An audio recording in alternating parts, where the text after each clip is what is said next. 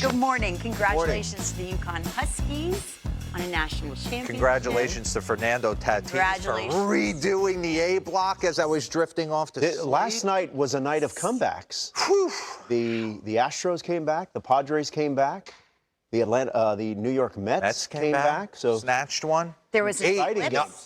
There was an eclipse. Did you guys? Oh yeah, I'm all in on it. You checked it out? Yeah. I had the glasses. Did you? I did. I checked it out. I didn't have any glasses on. That's not what happens.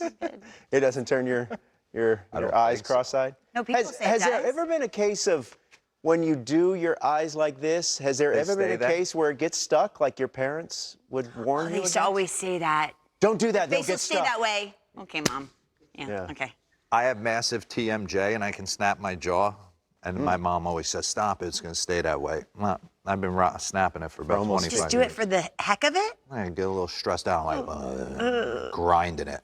Crack my knuckles, you know. How's your oatmeal? Yeah. So everyone was enjoying the eclipse, and at certain ballparks over others, you could see it.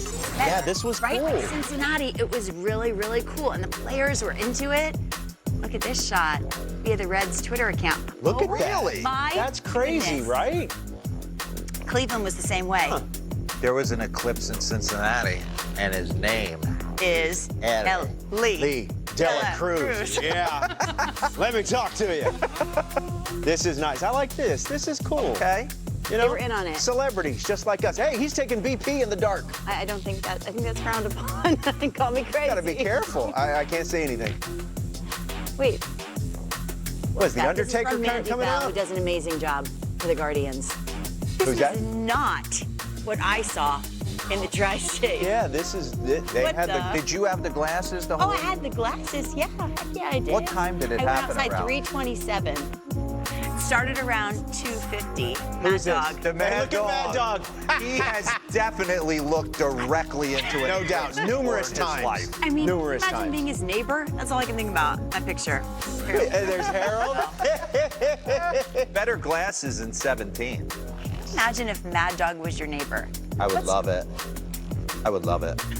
Listen, I'm from this area. The soundtrack of me driving in the car with my dad as a kid was Mad Dog. So I have callous skin to him. I get it. I get it too. The rest of the world might not. We love him around these parts. Holy Padres, Batman, wake it up, America. Cubs and Pods to America's finest city, San Diego, California, where it was all Cubs early on. Ian Happ in the top of the second, hitting 325. Is this music new? I gave up on this. What's going on? Yeah. You Darvish didn't pitch great. But The man, top this of team- the Cubs order is And if that performing. didn't happen, this doesn't happen. Keep it going, Cody Bellinger. In the second, single to right, 2 runs will score. This is new music. It's throwing me off. Cubs extend their lead 4-0. They tack on more in the fourth with a 6-0 lead. Dansby Swanson leads shortstops and RBI since 2020. Really? 2 outs and 2 on. It's a Nays nugget. That's a segment. We tried We that. tried it. He doesn't want the camera. He doesn't want to be on camera. Why are you yelling? So the Come on, Padres Nays. spotted the Cubs 8 runs on Monday night, and then they came alive. Jay Cronenworth, yes, sir, got all of it. 2 runs shot to right field. So He needs Fernando to get Tatis hot. was I like the Crone zone. Fernando Tatis was in the dugout, and he went up to Mike Schilt and patted him on the back and said, "Hey, we're still in this thing. And they were. We're gonna fight." It's about to be pandemonium at Petco. I stole that from MLB.com. You can tell they're starting to feel it. The 20th anniversary of Petco Park. Very nice. Xander Bogaerts, bottom 6. Oh, That'll do. Here they come. First of the year, and the Padres cut the lead 8-7. Fernando Tatis Jr. in the bottom of the 8th. This is the stuff dreams are made of. Here's Fernando. High drive! Deep left field! At the wall, gone! Padres trailed 8-0. Onando makes it 9-8. Unbelievable! We were never out of the game, you know. It's that build-up starting in that series against San Francisco. We were down 9. We still came building up, but today we got the final result with that W. Just the boys moving the line, the build of everything. You know, credit to that lineup. They were amazing. They were getting out of the game, and everything they built was just for that exact moment. I was letting my reaction just to take care of it. I was looking for my fastball, but he threw me a good pitch, and I was able to put my barrel out there. Yes, he was. Largest comeback wins in Padres franchise history, and they match it on Monday night, Dero. We sat here years ago, and you said there are certain players when they're on the field, they move different, and you cannot take your eye off of them. And he always says when he coaches his 12 and under team, all the kids, what do they want to be? They want to be Fernando. They want to be Tatis. They want to be Acuna. They want to be Ellie De La Cruz. They want to move like the greats. First off, 8-0, Cubbies are on top of them, and all of a sudden, you could feel that wave in the 6th inning. Soon as Cronenworth went deep, everybody started passing the baton. But this guy, I had told Naves about a week ago, something's different about him. He came back. All 2022 and all this stuff was all self-inflicted. The PED suspensions, the motorcycle accident. Then he comes back, he gets hurt again. And last year, when he first came back, he got off to an electric start. I mean, he was hitting through his first 56 games, 290 with 15 and OPS north of 900. So he was right back to his MVP self. And then he kind of limped in. The last couple of games, he hit 236 with 10 home runs. So you didn't really know what was walking into 2024 season. It seems to me, and we can get into the tape, that he is back in full effect. And I love the fact that he's been able to move to the outfield from shortstop to right field and turn himself into one of the best defenders there is. And he's gotten off to a nice little start, hitting 290-ish. 4 home runs, couple of stolen bases, but whenever he comes to the plate, it's must-see TV for me. First off, no one rocks a uni if we do a top 5 list. No one rocks a uni like him. Tony Gwynn. And run those cleats back for me real quick. I just want to pause on these. Get them in there. Boom. Tony Gwynn built Petco Park. He is Mr. Padre. So for Fernando to come out 20-year anniversary of Petco Park and rock these cleats, I thought it was special. Give me a little Tony Gwynn, because when I first got to the big leagues in '98, I was in awe of my heroes. Watching number 19 take BP, take on the big 3, Maddox, Glavine, and Smoltz, and slap them around. So that was a beautiful sight to see him in those cleats. He is an electric factory in all facets of the game. The move to right field, he is playing defense. Morph it for me. J-Rod, that's who he looks like. We'll get into a metrics board. So defensively, he gives you J-Rod. Offensively, he gives you the NL MVP of last year, Ronald Acuna. So put it all together, you got one of the best players in the game. Pause it. Bring me up to 2 boards real quick. 90th percentile rank or higher. Hard hit percentage, sprint speed, outs above average, arm strength, okay? So you're playing D, you're hitting the heck out of the baseball, and you got an absolute cannon. These are the 2 players that fit these 4 profiles. Now melt me to the next one with Ronald Acuna, because this is crazy. Players with 100-plus home runs and 80-plus stolen bases in their first 427 games. There's 2 guys that have ever done this. Wow. They've been blessed by the gods. I'm telling you. So let's get back in. But when you dive into the numbers, the best players in the game obviously are always on the heater. But last night, we'll get into the at-bat. Not only can Fernando slug the fastball with the best of them, he's 5th in all of baseball in doing that. But he has a knack for slugging the off-speed as well. So pause this and bring me up the next board, Rich. Take a look. Slugging percentage versus pitch type since 2019. Fastballs, he's 5th in the game. Breaking balls, he's 8th. He's one of 7 hitters with a 500-plus slug on both pitch types. Minimum 750 plate appearances. So when he's right and he's on the field, not only does he give you elite defense and elite base running, he's one of the best offensive profiles in the game as well. And he has a flair for the dramatic. So take me into last night's AB. We're going to get heater in off the plate. Watch his reaction like, no, I'm trying to be the hero here. Don't hit me. I don't want to go to second. Boom! walk the dog on this. He raises it up like he's a king. I'm telling you, he's the only guy. Most guys I would see do the bat flips and all this stuff. I'm like, next time up, we might have to smoke him. He does it, and I want to carry him around the bases because he looks at his dugout. Look at this. Let's go. That place needs to get jumping again.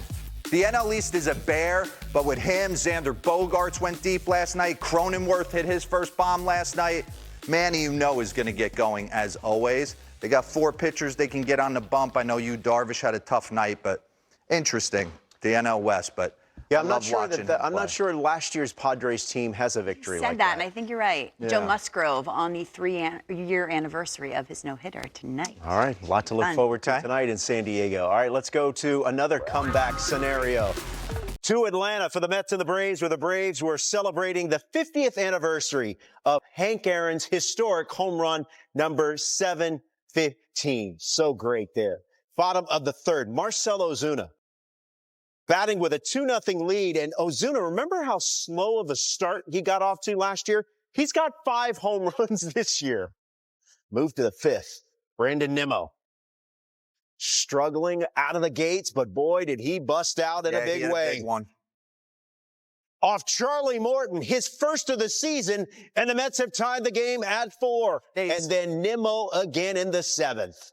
Naze, am I imagining this leg kick getting a little bigger than what I remember? 5th career multi-homer game from the leadoff spot for Brandon Nimmo. Only Jose Reyes and Tommy Agee have more in franchise history. And then DJ Stewart in the 8th. DJ said after the game, I've never been to the postseason, but I imagine this is what it's like. That's his first hit of the year, and the Mets take a 7-5 lead. Then Nimmo again, part of a 4-for-4 night. Here comes Jeff McNeil. 5th RBI for Nimmo. Now, we move to the 9th. Rayleigh wasn't available. Ottavino wasn't available. Edwin Diaz wasn't available. So it's Jorge Lopez, and he got some great help from Tyrone Taylor. You better call Tyrone. Mets go on to win 8-7. We're going to interest you in a 2-hour, 1-minute Yankee game. Excuse me, Anthony Volpe. Watching us love on him on MLB Central. He's growing up before our eyes. He's turning into an all-star is what he's turning into. 4 batters later. How many times in an offseason do we say, you know what, this guy would be perfect, tailor-made. And they never listen. Play here. And they never listen, and they never pan out. This one's going to work. Absolute. Juan Soto? Yeah, I'd say it's all right. Perfection. But it didn't work in San Diego. He raked, but it never flowed right. For whatever reason. I don't know. We got to dive in on that. The first home run at home as a Yankee, the fans love him. Did you see him with the roll call the other day? He bows to them. He bowed to Yankee fans for life. Juan, you rake this summer, they will love you forever. They're going to throw a block party in the Bronx this summer. Then you'll hit a $190 next April, and they're boo the heck out of you. Welcome to New York. The Yankees tweeted, the name is Nestor. Nasty Nestor. Yes, sir. Yankees win it 7-0, extend the streak to 3 in a row, all at home. Yep. Nestor Cortez grew up a Marlins fan, grew up in the area, South Florida, so that was a special moment for him. The Yankees, D-Row, are tied for their best 11-game start in franchise history. They're 9-2. You know, we're seeing all these arm injuries. I had a chance to talk to Aaron Boone yesterday on the phone. He said Garrett Cole was getting ready to play catch for the first time. So cautiously optimistic on Cole, right? I mean, he's built like an absolute thoroughbred. Same Framber Valdez, all these injuries popping up. So we'll see. But I want to love on the Yankees a little bit real quick. I know it was the Marlins yesterday walking into a buzzsaw, but they're a completely different team, completely different lineup. Juan Soto, Alex Verdugo got 3 knocks yesterday. Anthony, their lineup's completely different, and Judge hasn't done anything yet. So you know that's coming. Anthony Volpe's taken a huge step forward. And Eric Nays, researcher to the stars, tells me, D-Row, when they got off to their best start in 2022, the catalyst behind it was your boy, Stanton. And I don't know if you've been paying attention the last 2 games. He just gets hot, and he gets then he's hotter than hot. It doesn't make sense. But if you take a look at his split since 2022, games after average, I mean, he just went in the tank. But when he's right and they can slot him in that four slot in the lineup, he changes everything with one swing of the bat. What do you say, me hit ball? Me hit ball very far. I mean, he's not trying to hit for average here, people. I am standing almost with my back turned the whole play.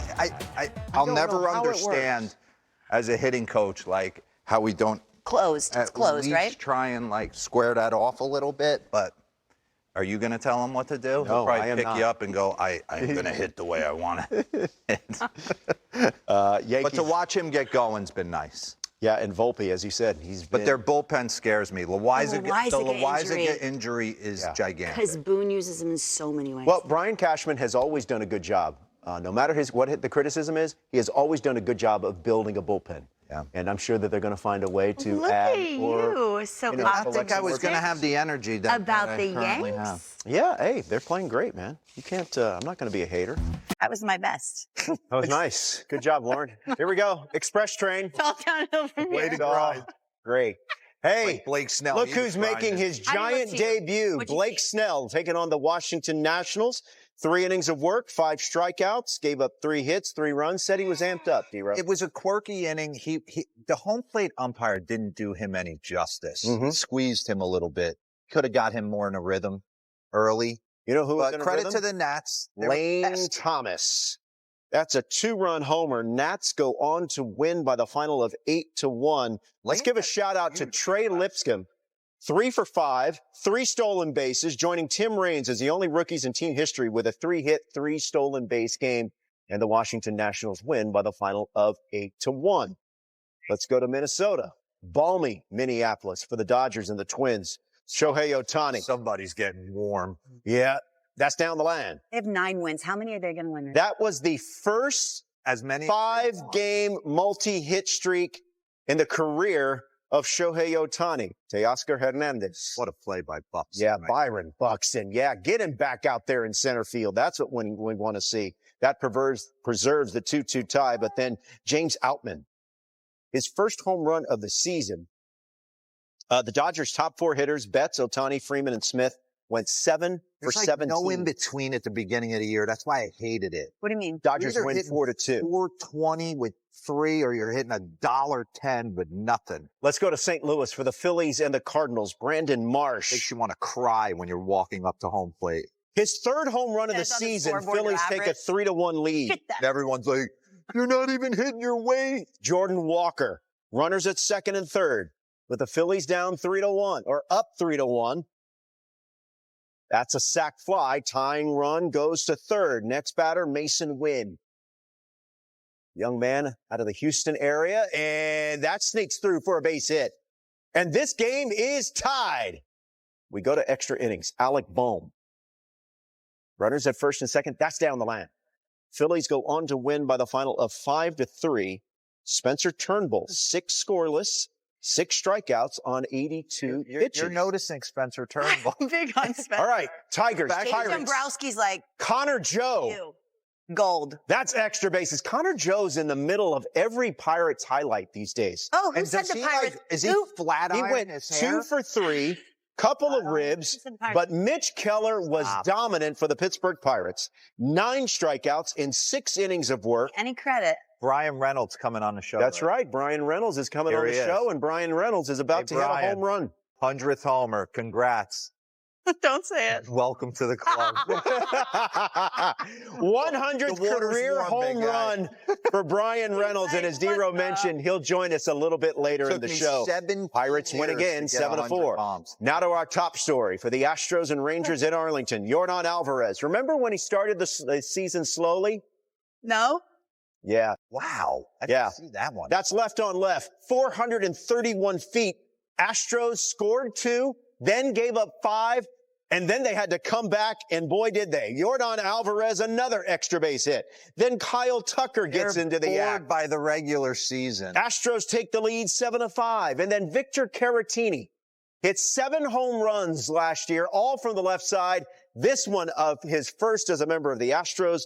And Houston goes on to win by the final of 10-5. Their bullpen really bailed them out on a day where Framber Valdez was scratched from his start with a sore elbow. We'll talk more about that in a little bit. Brewers, Reds. Will Benson.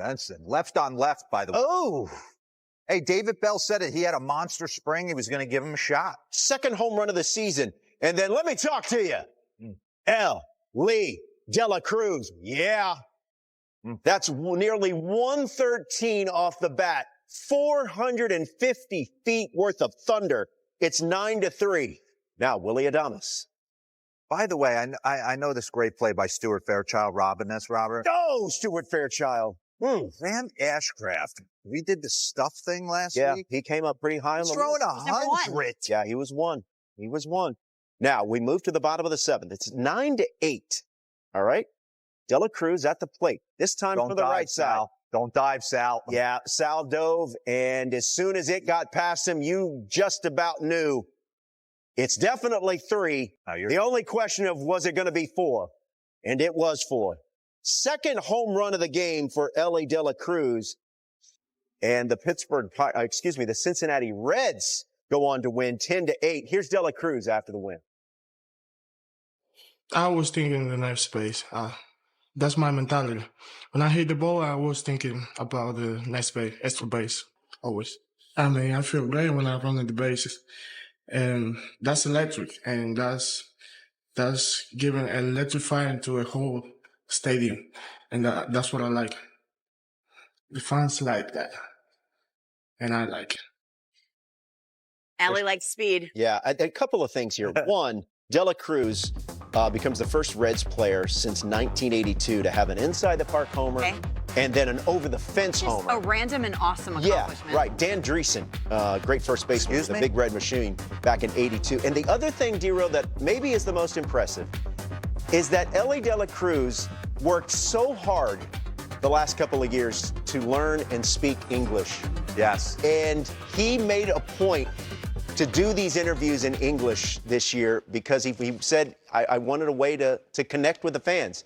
And as someone that speaks a little bit of Spanish, but gets very apprehensive when I have to speak in front of someone, I think that might be the most impressive thing that he's done so far. I'm blown away by it, Robert. Blown away by how comfortable some of these young superstars are interacting with the fans. I used to watch Derek Jeter come out on deck early in his career, and he'd be having a conversation with the fans. I could hear everything that was happening behind me, and I never turned around my entire 15 years playing in a league. I just felt like I had to stay in the grind. So I absolutely love. There's kind of a common theme to today's shows. Kind of some of the freak athletes in the game were on big display last night.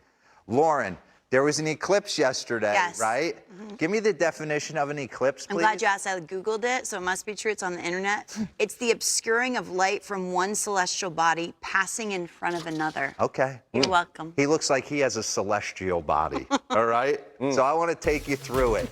Let's get in. David Bell, what were you looking at yesterday? Were you looking at the eclipse? Because you might have a phenomenon in your lineup. And I love what Will Benson talked about. Talking about Cincinnati having a true superstar to kind of rally around. And if they're going to win the NL Central, they have all the pieces in line. He has got to be a big-time producer. So I just want to take you through what his speed, his talent can do in a game. So pause this when we get paused. Look at the bug right here. 0-0. We're just getting loose. Bottom of 2. He's got a 1-2 count on him and run this. This doesn't show up in the box score. Ortiz has to rush to throw because this guy runs like an absolute gazelle down the first base line, and he's standing on second. Next pitch, 2 pitches later, I'm stealing third, but pause. Run that back to his lead, please. I mean, there's just the true athleticism. He's not like he has a monster lead. He's being held on, and it's a flat steal. It's not like a jump and go. Run this. William Contreras is one of the best in the business at throwing runners out. Boom! And then we're playing the infield in a little bit to the left, and it's 1-0. So just what he's able to do to put pressure on the defense is incredible. Next time up. We're going dead center to parts unknown. Oh, mommy. I mean, this is Adam Dunn territory. Most of those balls that you see get hit out to dead center are landing in that turf, that little burn right beyond the center field wall. He catches every stitch, and run that back for me to the setup. Just watch him move right here. Everything I believe in. Run this super slow if you can. Pause. We talk about being in a position to deliver a blow to the baseball. Look at him engaging his backside. All of this is ready to fire. This becomes a kickstand, and then I'm going to uncoil. Run it. Pause. Look at the lag he creates. This is his steering wheel. This is his power. Drops it in a slot. The bat is almost bending.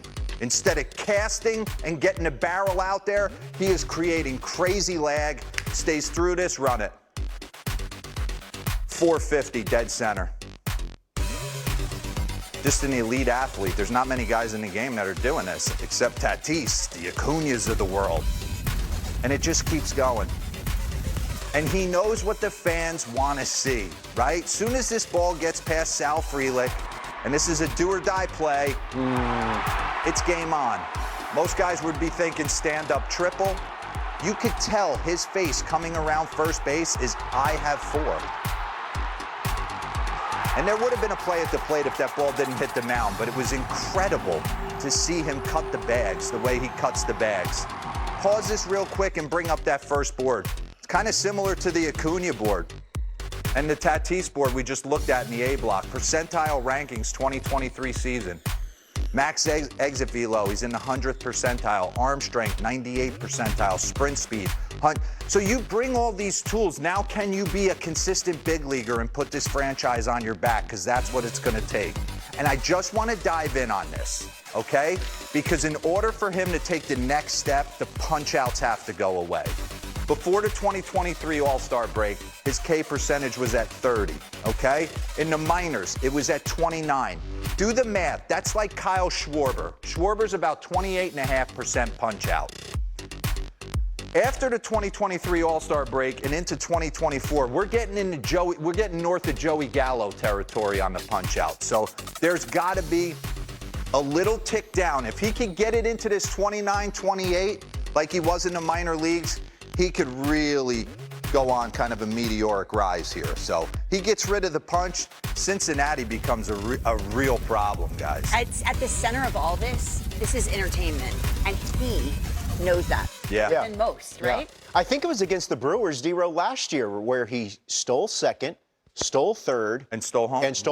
Bill Ripken is our +1 today, and we are so glad to have you. Good morning to you. We've got a lot to talk about. What'd you say? Say good morning, Billy. Oh, good morning, Billy. Good morning. Welcome Morning. to the show. Well, thank you. Sunday, after a rehab start, Justin Verlander spoke about the rash of injuries This is good. to pitchers. This was incredible. It was incredible. It was about 4 minutes long, and we tried to give you the best parts of it to show you here. Listen to this. I think the game has changed a lot. I think it'd be easiest to hear him blame the pitch clock. I think in reality, you put everything together, and everything has a little bit of influence. I think the biggest thing is the style of pitching has changed so much. Everybody's throwing as hard as they possibly can and spinning the ball as hard as they possibly can. And it's a double-edged sword. How can you tell somebody to go out there and not do that when they're capable of throwing 100? I don't have all the answers. When the balls started to change back in 2016 and they started flying out a bit more frequently, I know myself personally that started changing how I had to approach pitching. I want swing and miss. I can't have him put the ball in play. I don't know how we rewind the clock. The trickle-down permeates all the way to Little League Baseball. I just hope that we don't wait too long. It's obviously a pandemic, and it's going to take years to work itself out. Gosh, there's so much to talk about. I could talk on this for a long time. Okay, let's break it all down, because one thing stuck out to me. He said, if you are capable of throwing 100. It's what's being valued. That's the problem. But if you're capable of that, and you're trying to get a big league contract and make a lot of money, you're going to do that, no? You have to do it in order to. Listen, we have let the analytics take over in all facets of our lives, and we lost sight of the fact that there's a human element to this thing. I think when we instituted some of the rules, it's done analytically by data, and there's no human emotion behind it. And I think that some of these people running these teams, there's no emotion behind it. It's rinse, repeat. We can just keep ripping these guys through. We'll get them to throw as hard as they can. And they feel like, the player feels like, in order for me to be successful, I have to punch tickets. How do I punch tickets? Velocity and spin. The only problem is that most of these guys are getting hurt before they get paid. And I'm seeing it at the youth level. I have kids that are 14 years old trying to throw the ball close to high 80s. I'm not kidding you when I say I got 2 to 3 dudes on my team that are wanting to throw the ball high 80s, low, you know. Sure. They're there. And I'm like, you want to protect them. You want to protect their parents. You want them to understand that that's not the move. The easy 82 becomes the easy 85, becomes the easy 90, becomes the easy 93 if you continue to work. Justin Verlander wasn't blessed by the gods right out of the womb. This is a guy that was a late bloomer, went to Old Dominion, had to grow into his body. And I faced Justin when he could live at 92, 93 in the first. And then when he wanted 97 to stick right by you, he had it in the tank. But that's not valued anymore. But it should be. It should be. And someone like him, I agreed with everything that he talked about. He proved that you could win like that. And now we got a dude, his teammate, who ain't giving up any hits, that's manipulating the baseball we talked about at 94, 95. Because I'm telling you, you still can live down and away. I understand what he's talking about with the ball getting a little bit firmer and people leaving and everything else. Hitters have to do more right to hit the ball down and away than any other pitch in the batter's box or in the strike zone. And with these guys cheating, trying to go yah-yah as far as they possibly can, there's still a place for that. And I think what you talked about when you faced him, he's living at 92, 93, and all of a sudden the seventh inning rolls around. He was like Schilling, right? Boom, I could put it away with a big heater late. From 2011 to 2013, there were 6 players drafted within the first 10 rounds that had prior UCL reconstruction. Now what it is. From 21 to 23, that number for the same amount of rounds has jumped to 24. From 6 to 24. And the second, Tommy John, I mean, these guys, we don't know what Walker Buehler's going to look like. No. Nate Eovaldi's been able to figure it out. Right. But, I mean, Spencer Strider, if he has to have another TJ, thank the Lord he signed his deal. I don't know that longevity is being valued enough. Longevity for a start and longevity for career. I just think there's got to be some human feel in these front offices. I think there's got to be some human feel all around. And Justin actually went on to talk about attaching the DH to the starting pitcher. And I'm telling you, it's something I think they should really look into because you have to value. I know as a kid, for me, when I flipped through the paper, what were you looking at? Looking at starting pitching. What was the pitching matchup? Yeah. And when I see an opener in Tampa, I'm out. Yeah. I'm out. Good point. So the question would be, are the people in charge, do they actually care that these guys are going under the knife because they can find another Sure dude? they care, but they're not going to change. Then you might not care. And yesterday we did see Framber Valdez being scratched from his start. This tweet here from Brian McTaggart, who covers the Astros at MLB.com. He's on his way, or went back to Houston yesterday to take a look at his elbow. He said he experienced a little bit of discomfort after playing catch. The Astros are cautiously optimistic, but they already have a rotation. They're that all has elbows, too. Been It's not battered shoulder. with injuries. Justin Verlander working his way back. Still without Luis Garcia, still without Lance McCullers. You're not getting those guys back till the summer. Jose Urquidy also working his way back. So I just don't feel it's the pitch clock. I feel like that's a cop-out move. Do I love the fact that it went from 20 to 18 with guys on base? No. I think it should go back to 20. I really do. But I think it's a cop-out because me and you played behind guys that work super quick. We played behind guys who are a human rain delay. Right. And I don't feel like that's... Didn't matter. I'm sure there's... I never pitched in the big leagues. I'm sure there's idiosyncrasies to manipulating the pitch clock and feeling stress and all that probably the pitchers can speak on a little bit better than me. But I think we're chasing. Predominantly, it's We're the chasing. max effort every pitch. We're redlining every We pitch. certainly wish for health for all. Blake Snell's healthy, and he made his first start in a Giants uniform. We knew he was going to be limited, right, Robert? Around 75 pitches is what they said. He struck out 5 over 3 innings of work, getting his bearings. I watched this. And? That was the first knock he gave up. He had punched out the first guy, and then he got a rollover.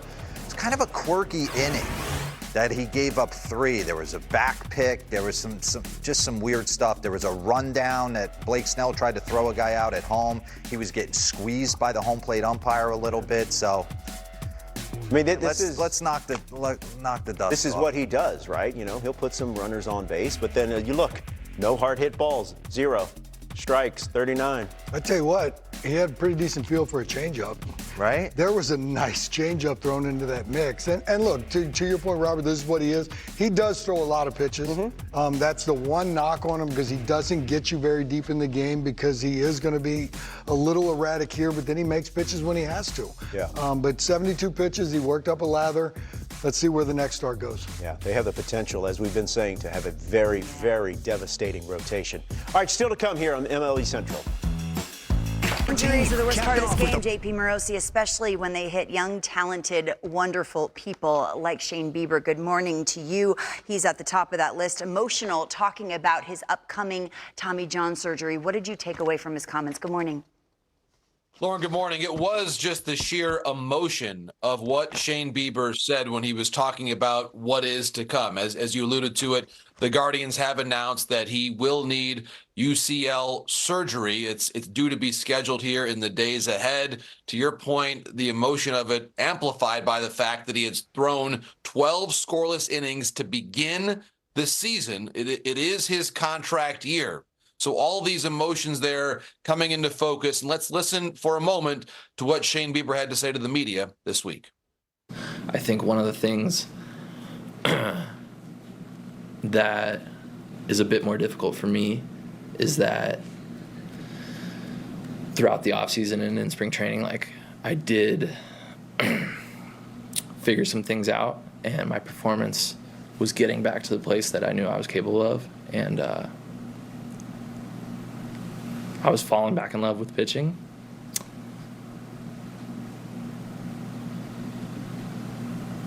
And I was having a lot of fun, and this group's great, and they're capable of so much with or without me.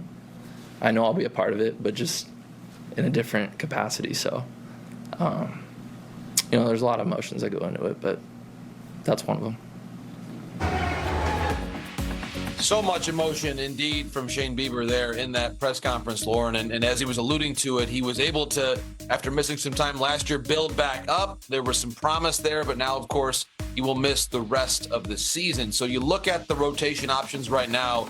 He alluded to the group that's now there. Carlos Carrasco coming back to Cleveland. He is now very important to this rotation. Logan Allen gets the ball tonight. He has been one of their more consistent pitchers so far this season. It's a young group, Lauren. It always seems as though the Cleveland Guardians find new starting pitching in the draft and develop it from within.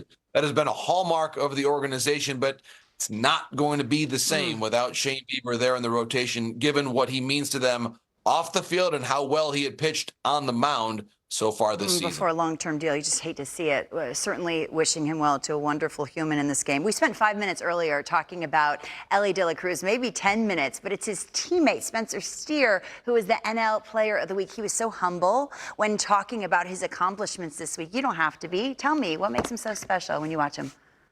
I love the way that he plays, Lauren, and he is a very athletic outfielder. Of course, he began his career back at the University of Oregon as an infielder. Very good athlete, moves to the outfield. Of course, he was drafted originally by the Minnesota Twins. And Lauren, we're going to be talking about this trade for a long time. 2022, in the Tyler Mahle deal, the Reds acquire the guy who's been playing every day at first base, Christian Encarnacion Strand, so Joey Votto's replacement at first base, and now Spencer Steer, the reigning National League Player of the Week. There you see his slugging percentage. It is power. It is power, and he is someone that I think is going to be part of this organization and this everyday lineup for a long time. You've got to credit Nick Krall David Bell, the way they brought along this young group of position players. Spencer Steer, Lauren, you think about how he's made himself into now a fixture in that Cincinnati lineup after that trade from the Twins, the proud Oregon Duck. He's going to be around that lineup for a long period of time. You talk about a fixture of a lineup, and I think of Justin Turner and how the heck did that happen because he just got there. I feel like everywhere he goes, he hits, and I feel like we're going to be talking about him in 10 years' time. Not really. But, I mean, just going to a new organization and changing the complexion of it. He has. And, Lauren, that was a big win for the Jays last night. Beautiful renovations at Rogers Center, and it's a renovated lineup, too, because they now have Justin Turner in the middle of it. And we've talked so much about Guerrero and Bichette. There you got the pine tar on the back of the jersey. No matter what he does, that bat plays. And you saw what he meant to the Red Sox last year. The Blue Jays knew that this year, with all the pressure around their young core, having the veteran player was so important. There he is. Again, the OPS, close to 1,000, the batting average right around 300, driving in runs, extra base hits, RBI, all the things that we talk about in the modern game that you need to have that veteran to really sew together that lineup in the middle. And for a lineup that I think has faced a lot of pressure, and a lineup that at times, Lauren, has struggled to produce against quality pitching, has been inconsistent, up and down. He is the metronome, Justin Turner. Ooh, I like that. He is the man, the metronome, as you point out, Lauren, the tick-tock of that lineup. He belongs there in the middle, and certainly the Jays relying on him to help them get back to the 500 mark tonight against the Mariners. He has experienced the highs and lows of this great game, hasn't he, and come out on top. JP Morosi, appreciate the time. As always, Robert, take it away. No. Usually if somebody's going to boast, they drop all state in there somewhere. Yeah, don't give me all. When you drop the all we district. were all district the moment we signed up. I don't know. Some people said I had great plate discipline. All districts, nothing to sneeze at. Like Juan Soto. Hey, yeah, exactly. Yeah, this is cool here. Juan Soto has definitely been greeted with open arms, and this will only endear him even more, if that's possible. The Yankee fans taking time out to sign a baseball and chat it up with the, what do they call it, the bleacher creatures? Bleacher creatures, yes. That's all good until he punches out with the bases loaded, because that same dude that's loving on him will be hating on him. Exactly. Like that. That's what makes you tough. In the That's Bronx. You got to buy in. You got to love it. Yeah. Let's go front and center, show you what you may have missed around Major League Baseball yesterday. And it was a night of comebacks, but no comeback needed here in the Bronx. Speaking of Juan Soto, he went deep. Anthony Volpe continues his hot start. Volpe with a 3-run homer. Juan Soto with a 3-run homer. Yankees shut out the Marlins 7-0. The Yankees match their franchise best start after 11 games. Also going 9-2. I had stuff to White Sox, Guardians. Guardians looking for their 8th win of their first 10 games since 2011. Stephen Vogt. Jose Ramirez, a 2-run homer.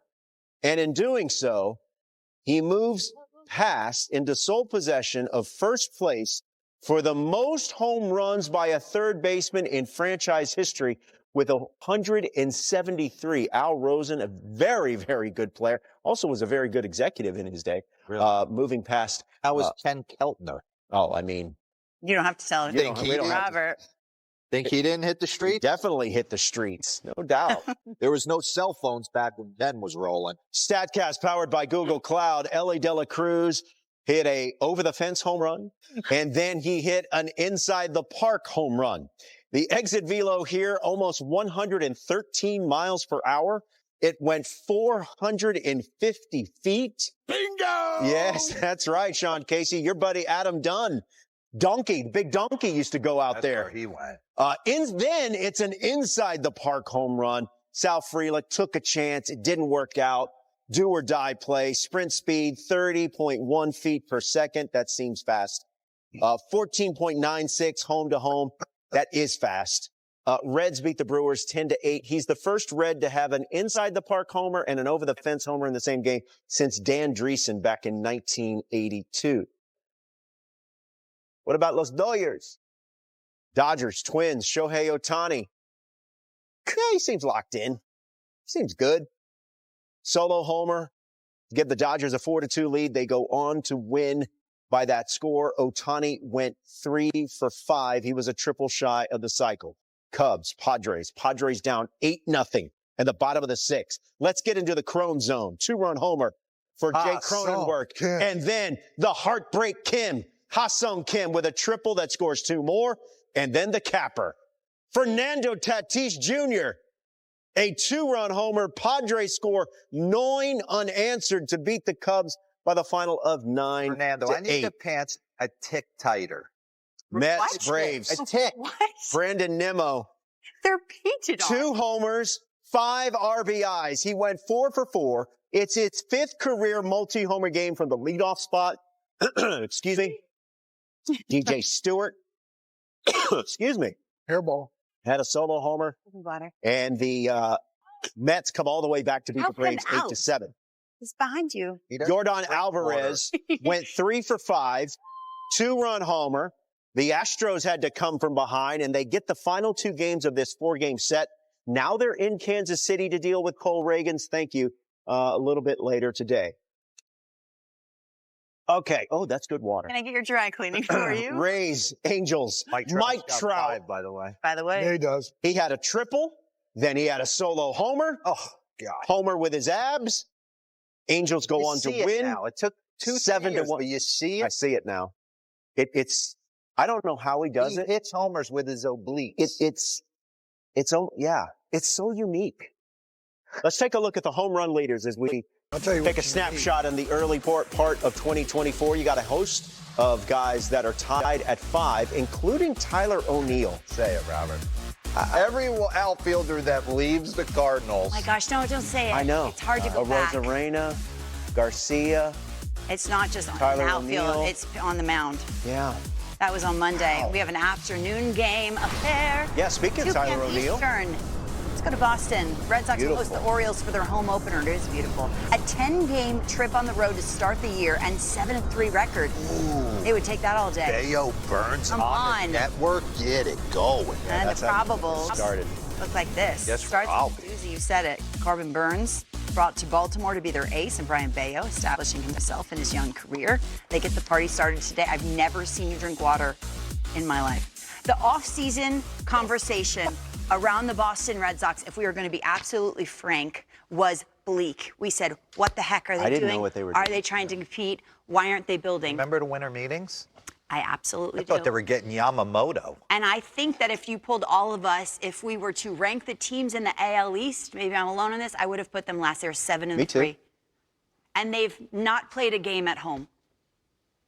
Their offense was certainly going to be better. I just don't know how they were going to withstand because Pavetta's always been like this hybrid starter. Whitlock, a hybrid starter. Tanner Houck, a hybrid starter. I didn't know who was starting and who was in a pen coming in. And they have the lowest team ERA in the game right now.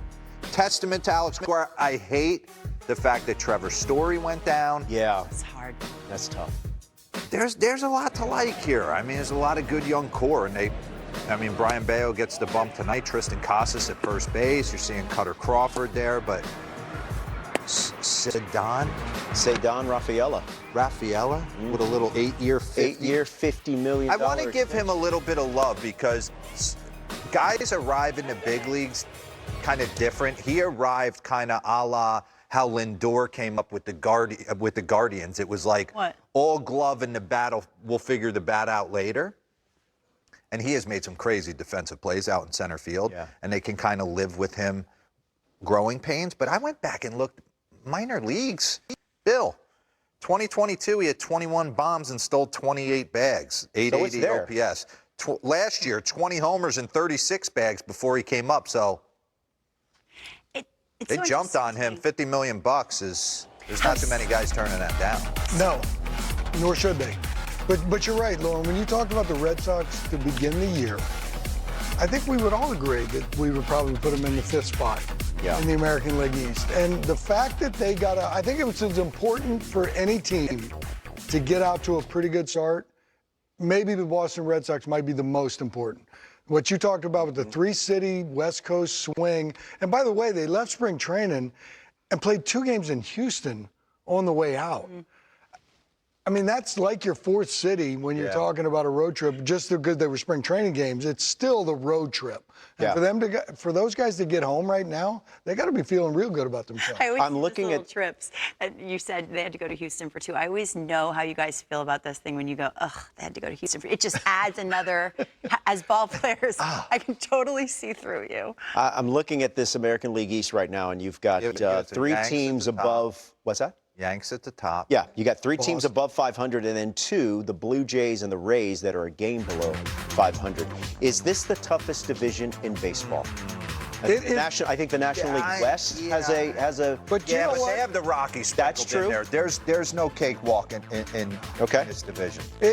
Every year, the American League East, if you add up the wins at the end of the year, has more wins than the other divisions. Especially with the Orioles. The National League Central could also have an argument. They have the, what'd you say, Nays? Combined record of 32-19? Yeah, every team's a second best record. Exception of the Cardinals above but 500. Yeah, the NL Central is not going to be. We got to let that one breathe a little bit. Okay. Exactly. And they're honoring the 04 Red Sox? Yes. They should honor the 04 Red Sox. I got it right here. David Ortiz, 41 and $139. Yeah. Manny, 43 and 130. And our own Kevin Millar, 18 and 74. Yeah, Kevin Millar is going to be at Fenway Park, part of a special edition of Intentional Talk that comes your way at noon Eastern, right here on the network. Okay, when we come back. About time. Yeah, first closed one. Circuit. King Kong Bundy, Coco Beware slammed a dude, Bam Bam Bigelow. The main event. After that, I checked out forever. I'm sorry. You have a little bit of history with the Rhodes, and I like it. The Rhodes family was interesting because Dustin Rhodes, Cody's brother, his older brother, 16 years old, worked on the grounds crew in Charlotte, North Carolina in 1986 when I was in AA.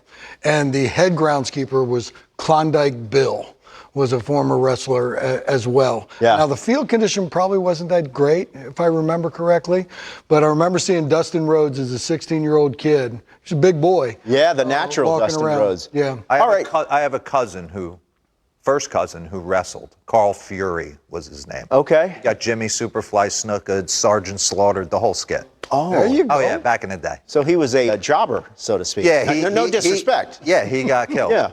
All right, so with Cody Rhodes finishing his story, we thought we would spin it to a baseball theme and talk about some teams that need to finish the story, that have come close, that have had talented teams, but for whatever reason have been unable to close the deal. And 2 teams that jump to mind for me, Philadelphia Phillies and the Toronto Blue Jays.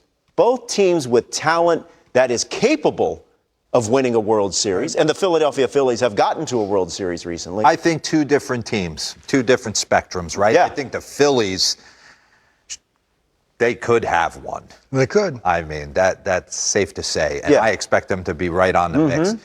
The Toronto Blue Jays have you look at the Phillies right here, last 3 seasons, but it's what they do I don't care what their record is when they get in with Nola and Wheeler and Dave Dombrowski pulling the strings at the trade deadline with that lineup and Bryce Harper, they got a chance to run the table. Look at the Blue Jays. This is the one that's an enigma for me because the roster says that they should be a powerhouse. I know they're in a tough division. We just talked about that. But their roster says we should be winning this division. Their roster's good enough to win this division. Yes. They throw a rotation at you that's more than capable. They throw a lineup at you that's more than capable. They have bullpen options that all can touch three digits. As you can see, Bill, this is getting close to a time where this franchise is going to have decisions to make. They've been a disappointment to me over the years because there's several years that I've picked them to win the whole thing. And certainly when I was doing that, I was picking them to win the American League East. But for whatever reason, all those parts don't seem to add up to that right there. The team that I was thinking of, Robert, when Devin brought this to me was, this is the Orioles team. It's not so much finish the story, it's continue this story and hopefully you finish something in the mix. Because right now, this is as talented of young players that comes up to the big leagues on the position player side that we've seen in a while, right? There's a collection. There's also a collection of dudes in 3A that might be up here with the big league team. So I know once you get to the postseason, it can be a little bit of a crapshoot and anything can happen. So I hope that the Orioles continue this story as they go. And in the mix, boy, it'd be nice to get one because they got talent. You know who needs to finish? And I mean this. The Dodgers. That's a good point. Looking for their first full season World Series title. 60-game World Series. You can have it. Like, I'm not saying you can't honor it. But it's not $1.62. That's a good call. So I'd like to see, they got to close it. All right, so when we drill it down even further and talk about individual players, there's a couple of players that come to mind for me, and the first one is easy, and I'm sure it's everyone's thinking about it at home, and that's Mike Trout. He's been the best player of his generation. He is off to a very good start, and we haven't seen him very much in the postseason. He's going to have to get out of there. I want to see this man on the biggest of stages with the biggest of moments. We saw a little bit at the World Baseball Classic, but I want to see him in October with those kind of circumstances. I agree with you 100%, and I've told this story a million times. I watched all these guys all get in a line to get in and hit the high velocity and curveball machine on Team USA, from Mookie Betts on down the line to Pete Alonso, and I'm telling you, he makes the loudest noises. Wow. He does. Yeah. And everyone in there knows it. Well, that homer he hit to center yesterday was pretty loud. It's unbelievable. I'd like to see now, your player that you think needs to finish the story, he kind of already has. Yeah, so give us your thinking here. Because I like to spin things in a lot of different directions. It's not that he has to finish the story. I want to see how this story ends. And that's Justin Verlander. Okay. We heard him talking about the velocity and the pitching, and now he's in a rehab assignment for the Houston Astros. What happens there? This dude's 41 years old, still pitching, still capable of shutting down any offense that he faces. Yeah. And I'm just interested to see, because my man's got 2 rings. We've seen what he's done in the postseason. I think he's been stand-up his whole career as far as a player and being a spokesperson for the game, if you will. I want to see how his story ends. He can't go on forever, but I'd love to see him come back, and I'd love to see him get in the middle of this rotation for Houston, because they still got enough players on that team to make a big run, and I want to see how his story ends. I want Bryce Harper to get himself a World Series, too. Well, maybe Bryce Harper will be holding up that championship belt when it's all said and done at the end of the postseason. All right, we're going to step aside when we come back here on MLB Central. And Brian Reynolds joins us now via Ballpark Cam in Pittsburgh. Brian, congratulations. We're going to talk about that career home run number 100 in just a second, which happened last night. But tell us about the nod and the homage to the We Are Family Pirates that you're sporting there with the ball cap there. Yeah, how about that? It looks, it's a pretty good hat. It's better than the little yellow trucker hat we had in spring training. So, tell us about career home run number 100. What did it feel like? Yeah, I mean, I've been, flirting with 100 for a while since last season. So, I got one in my first game this year and thought I was going to get to 100 quick, but took a little while, but it was a good one. Felt good off the bat. Nice little no-doubter, and it was right-handed, so. All right, Brian, take us inside this start. 9-2, what's clicking? I know you guys are winning some extra inning games, some one-run games, but what was the vibe coming out of spring training? Are you surprised by this start? No, we're not surprised. We're just a good team. We got good players, up and down the lineup, pitching, bullpen, all that. It's different from last year. I feel like there was a little bit of surprise last year. And this year it's more of just, expectation, and we're just playing good baseball, really. Take me into some of the conversations or the relationship you have with your manager, Derek Shelton, because he's been around a long time, and I think he's waited for this opportunity, and you guys are going out there and playing, making all things look right there. Talk about that relationship. Yeah, Shelty's great. He's been here for a while now. He's been the same guy since he got here to now, which, isn't easy when we had those first few rough seasons. So, he's just a great guy to have in the dugout and in the clubhouse, and just really helps us. Brian, you mentioned that this team had some rough seasons, and it's been a while since this team won big. I'm wondering how often do you imagine what that fan base will feel like and what that park's going to look like if you guys are able to keep this up and sustain this throughout 2024. Yeah, I mean, that's obviously what we're fighting for every day. I mean, you get a little glimpse of it opening day when it's packed and the fans are all, into it. And that's what DK was saying. When we're good and we're winning, the fans here are wild and it gets loud. So that's what we're fighting for, and I think we're on the track for it for sure. Brian, you're one of the few switch hitters in the game. Can you take me inside your kind of pregame routine?